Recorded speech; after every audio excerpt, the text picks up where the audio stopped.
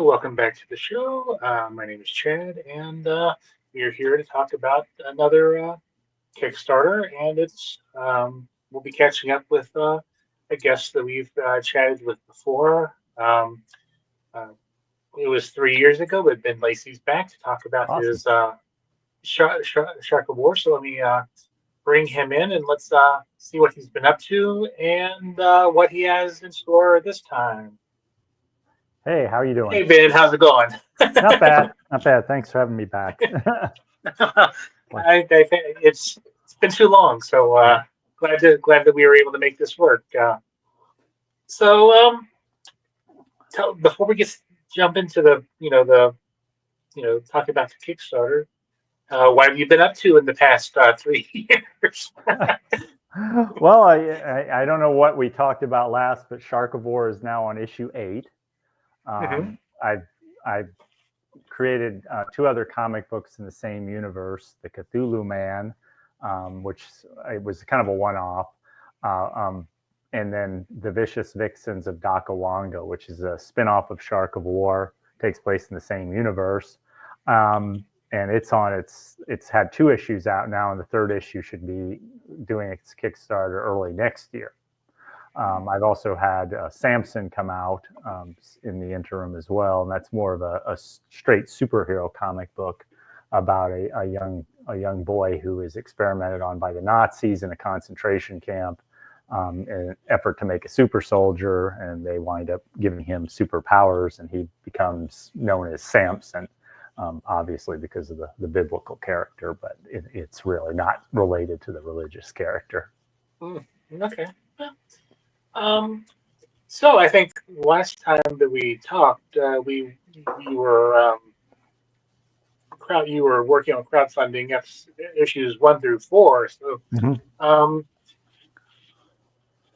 again, sorry, but before, tell us a little bit about your um, history with comics, and I know you're kind of what you're not a comic creator per se, but you kind of have fashioned yourself into that. Right. My background is as an engineer. I worked for General Electric until recently when I retired. But I started in comic book creation about 4 years ago. My first book came out right at the pandemic started. That was issue 1 of Shark of War. I did both the art and the everything but the lettering for the first 5 issues of Shark of War. Very much a computer digital kind of artwork for those first 5 issues, and then I turned it over to more traditional artists and colorists. So you'll notice a fairly big change in the artwork of Shark of War since Shark of War 4. I have an artist called Harstroke and a Ukrainian colorist doing the artwork for me, and I just write it now, which is my preference. Actually, I'd rather not try to do the art. The only art I do now is I always make a Jaws themed spoof homage cover. Let's call it a homage cover. A homage cover to like the Jaws movie poster or one of the other Jaws movie posters, which are pretty iconic. And those are one of the variant covers that people can get during the Kickstarter. This one I have is kind of a spin-off on the classic Jaws poster that kind of turns it a bit on its head. So tell us a little bit about your introduction to comic books, as a reader, and what made you want to make your own. I think my first comic book was probably in like the late 60s or early 70s, probably before you were born, when I came across a Richie Rich comic book. And then my first introduction to superhero comics was an early Spider-Man comic book where he's fighting the Kingpin. I think it was one of his first meetings with the Kingpin, and I really liked that book. And I identified with Peter Parker, and obviously, and as someone who's in the sciences myself, and wears glasses and is kind of geeky, but so I hit it off with that character, and I've been off and on with superhero comics ever since. And what, you know, 4 years ago, what made you want, say, I got an idea that I'd like to, bring to the, you know, to readers. Kind of a coming together of several things. First, I discovered the art program, DAZ 3D and Clip Studio and GIMP, programs that help someone who's not, classically trained artist to do their own artwork. So I thought, I could put together, a little bit of a comic book with that. And then I had an idea, that I thought was unique. I didn't think competing in the superhero space was because there's a lot of people in that space. Looks like I'm frozen again here. In that space, but I decided to persevere and since I had this idea that was different, I felt that would give me an opening that trying to do a traditional superhero comic would not give me. And then third, of course, I started hearing about Kickstarter and its success in helping people non-traditionally publish a comic book. And so, where did you come up with the idea of Shark of War, and kind of explain the larger concept for people who may have not seen our other interviews? Basically, the movie The Meg had come out, the first Meg movie, and I don't know if you remember, it was very popular. But yeah, I read I saw the movie and I started reading the book series. Yeah, I never read the book, but the movie came out, it was so popular, and it was fine, a fine movie, but it was basically the same plot of every other shark movie. You have a monster shark who, since Jaws, you have a monster shark who goes around hunting people and needs to be stopped. It's very similar to that. This is just a much bigger shark because it's a megalodon. Everybody's excited about that. So I thought, well, what if you did something different and the shark were the hero? And the Sharknado movies were also out at that time. And I was like, well, what if you had a more logical way for the shark to get out of water than a tornado carrying them out of the water? So I was like, well, let's go ahead and I've heard, there'd been stories about the military or trying to train dolphins to do different things. So I said, well, maybe it's a cyborg shark and they mounted, jetpack on him. So very simple concept at first, and it got more advanced as I went along. And, as all this came together, I was like, well, let me try and make a comic book out of this. And that's where we started, and I kept going with it. And, at some point I decided I couldn't keep doing the art because it was, first off, I was doing it every night all the time because the art takes so long. And, I wanted to speed up my production. So that's when I started. By then I was dug into the comic book community enough that I knew people knew where to find artists and things like that. And so that's kind of where I started to bring in new artists. And so, where does this part of Shark of War pick up, and kind of what has happened, prior to this? Well, we are now. We had the first 5 issues were one story arc, which basically told his origin, and kind of set him up, in his battle with this criminal cartel and with this, evil scientist who was one of his creators. The second set of issues, we've now started what I call the Whales of War arc. His nemesis is now, she's made more creatures like him, but they are killer whales, so they're bigger than him and larger than him. So his only edge is that he has more independence because she basically controls these whales and doesn't allow them, any freedom, and hasn't heightened their intelligence. So that's kind of his edge in this battle with them. So that's kind of the Whales of War arc. Is he's basically outnumbered and outgunned now against these bigger creatures, and the mob who wants him dead because he's interfering with their shipping of drugs and other guns and weapons and human trafficking along the coast, the Atlantic coast, are hiring her to take him down, and that's kind of where we are in when issue 7 ended. it looked like he'd finally been defeated. And as far as we know, he's missing. The Navy is trying to figure out what happened to him. His handler, who's a Navy SEAL, is basically going in to try and find him if he's still alive. And in the meantime, the handler confronts the possibility that there's now a new shark of war, who is one of the result of some of this scientist's experiments on other creatures and other people, because she's now actively, not only experimenting on animals, she's experimenting on people to make them into hybrids of monsters. So if you see the cover, I don't know if you have it up, you kind of see what one of those creations looks like. Basically, a giant shark man. So, how has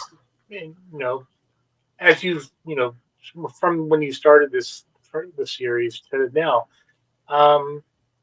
how do you feel that you've grown as a writer, as a creator, and just in general, with your knowing how to navigate the comic book scene, I guess. Well, I mean, you learn a lot about how to pace your issues, because I want every issue to tell, it's part of a larger story arc, but I want every issue to have a feeling that it's a mini story within itself, and that you're getting progress on the larger story, but you're also getting a small story inside that story of something happening. So every issue, it's not there. It is a continuation, because every issue kind of ends on a cliffhanger, but it does give you a feeling of a 20-page story itself, and you have to work to make sure you're able to tell that story within those 24 pages, because you're constrained. Obviously, I'd love to do a 50-page story, but obviously the price and the amount of money you can raise on Kickstarter starts making that more difficult. So you have to figure out a way to be concise and tight, yet at the same time have a very good layout to your story, and be able to still hit the action beats people want to see. So you get a nice spread of the Shark of War in action, and then you have some smaller panels where plot is advancing, and then you get some more cool action break in their larger art panels to cover that. So a lot of it's been figuring out that growth and breaking down the story and laying it out in a way that gives the reader value for their time. Now, how has it?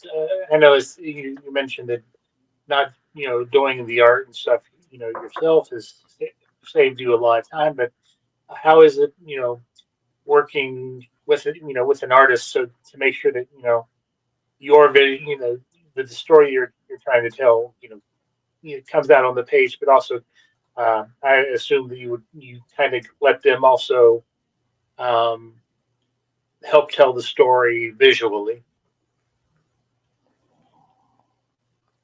Well, I always write. Even when I was doing it myself, I wrote a script, panel by panel breakdown of what I saw as the action.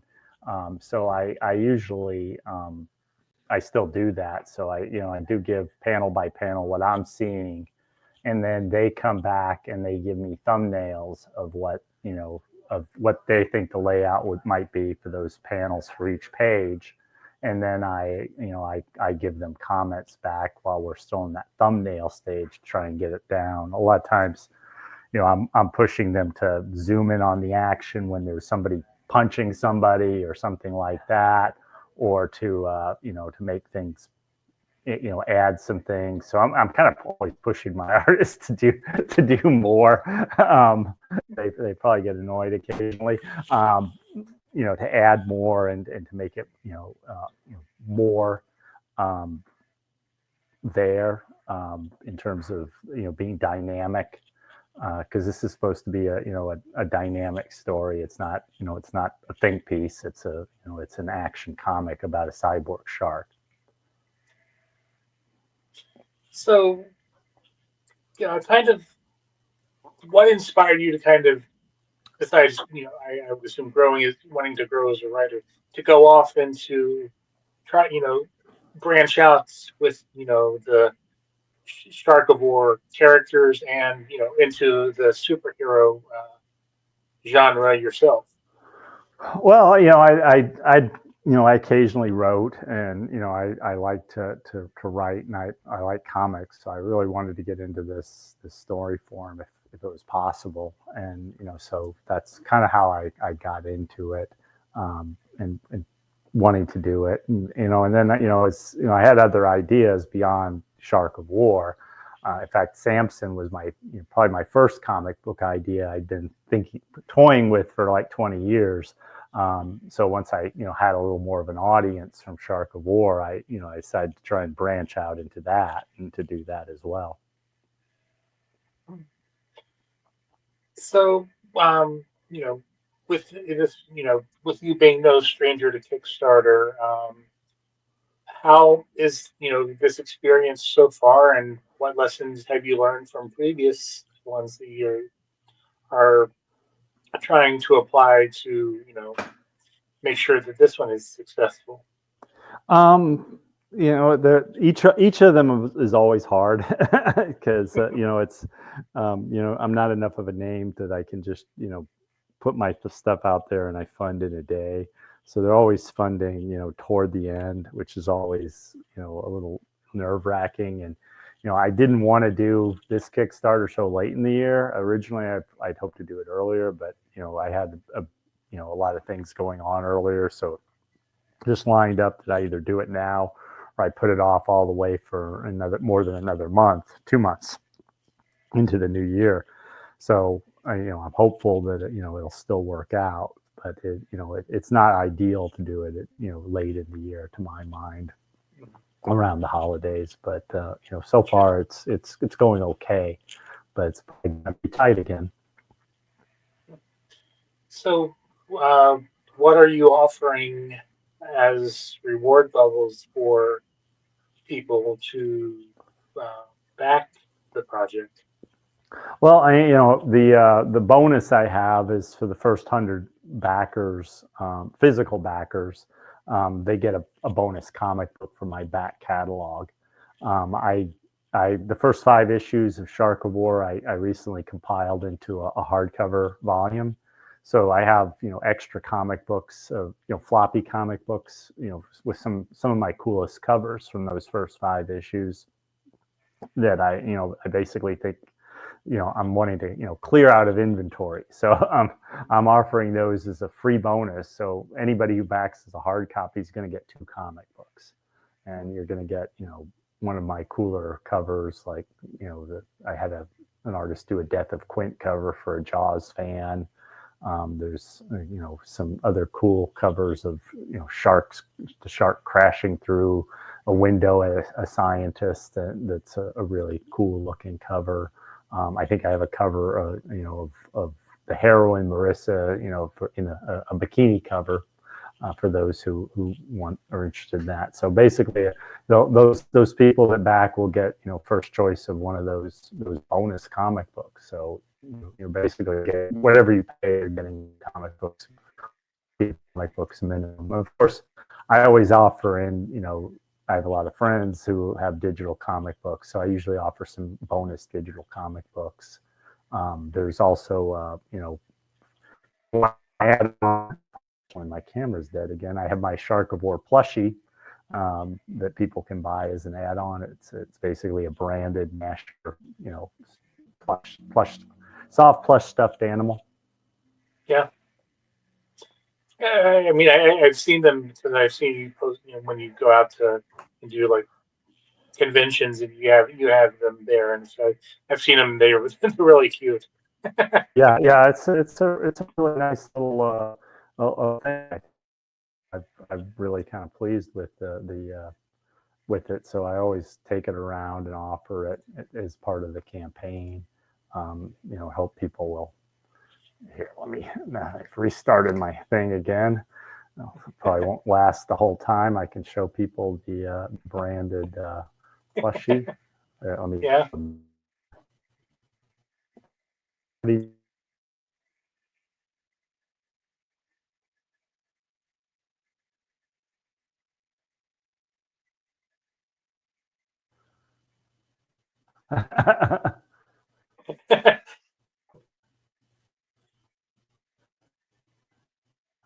Yeah, I know what.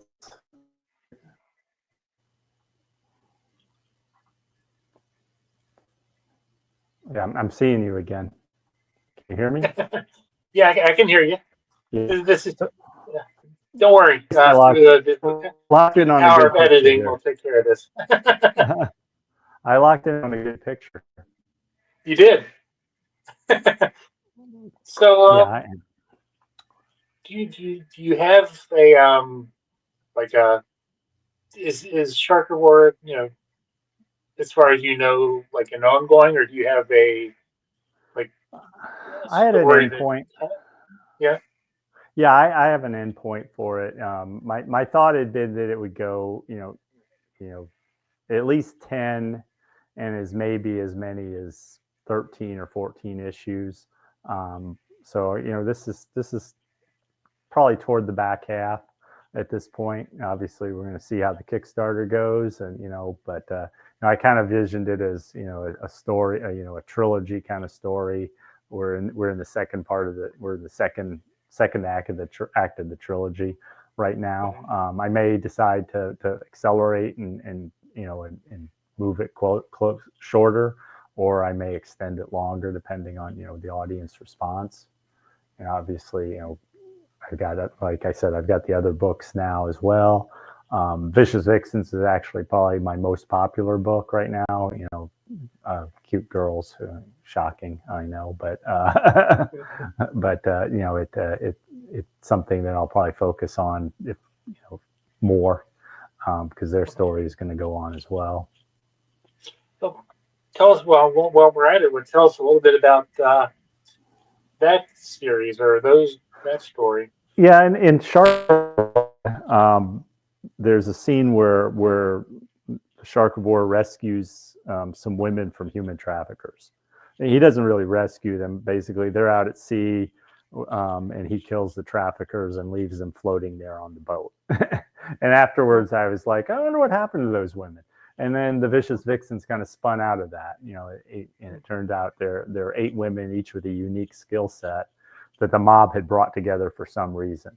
And the story is in issue 3 we're actually going to finally find out what that reason is, and they're going to be they're going to have to deal with that the demands of what the mob wants from them, or die trying. So it's very much an action adventure story, kind of you could view it as Charlie's Angels meets the A Team, from the 70s and 80s versions of those shows, and with a touch of Miami Vice and Raiders of the Lost Ark thrown in, to complete our 80s and 70s throwback analogies here. But yeah, I think it's the first 2 issues did well. Did well. I think it's really it's really coming together as a nice. So, is there anything else about the campaign that you wanted to mention that maybe we didn't get to cover?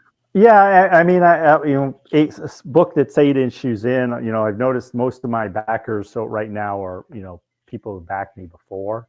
I'm not bringing in a lot of new backers, and I want everybody to realize that all the back issues are all there. In fact, you get the hardcover of Volume 1, which is the first 5 issues, as part of the campaign too, and so it's also the digital edition of the entire Sharkivore series, and the digital editions of all my other books are available.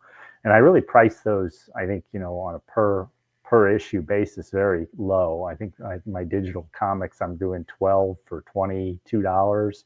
So, less than $3, well under $3 an issue. I think around $2 an issue actually, which, is, on that basis, I think I'm competitive with, the big guys, because I don't think they usually do their digitals for that price.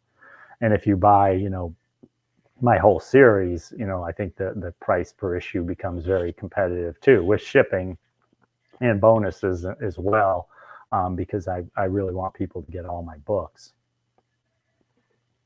Obviously when you're doing, when you're just doing one book, you're kind of, if you're just buying one book, the price, on a Kickstarter, is a bit high. I'm not going to lie, because, you got to ship that book and pack that book and, bag board it and everything else. And you're not printing enough as many copies, so that your price for your printing costs are pretty high.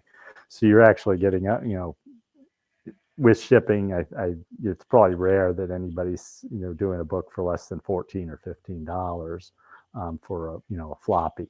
But when people buy multiple copies, I'm getting the price down there where it's more like $8 or $9 a copy, or and like I said, on the digital, it's even significantly less. Yeah. Well, so as we kind of wrap up here, you want to give like a final pitch for the campaign, and where people can find you to learn more about Shark of War and your other works? Sure. If you go to the website, the Kickstarter page, which I put a link in the private chat, I'm sure you have the Kickstarter page. Not only will you find the write up on it, you'll find a link to issue 1, and you don't have to sign up for anything. There's no email, just a link. It'll open up a Google Doc. The story line what's going to go. Like I said, the art's much improved from issue 1. I think you'll see the samples of the artwork and this campaign being much more a traditional comic book with very cool comic book art that you didn't see in the earliest issues. But the story follows through similarly. Okay. Oh, well, the other thing is I am running a concurrent with this until Sunday. I am running a giveaway on King Sumo. Let me put that link here in your chat thing as well, where people can win a bunch of my shark prizes, and if all goes well, I will have them to them by Christmas. It runs through Sunday. I do this every year. This is the fifth annual Shark of War Christmas Sharktacular.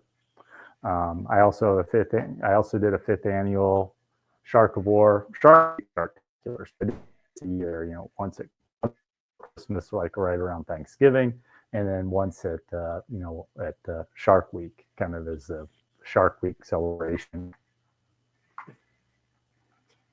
Nice. So. Well, I want to thank you for taking the time to catch up, and we'll have to next time. We'll have to not wait 3 years to do so. Yeah, definitely.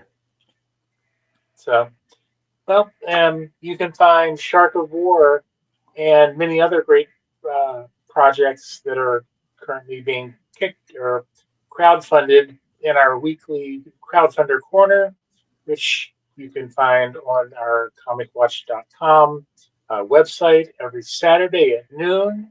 And we'll keep tracking and helping you promote the campaign, and best of luck. Well, thank you. Appreciate it greatly. Have a great night, and we'll be in touch. Okay, great. All right. Bye. Later.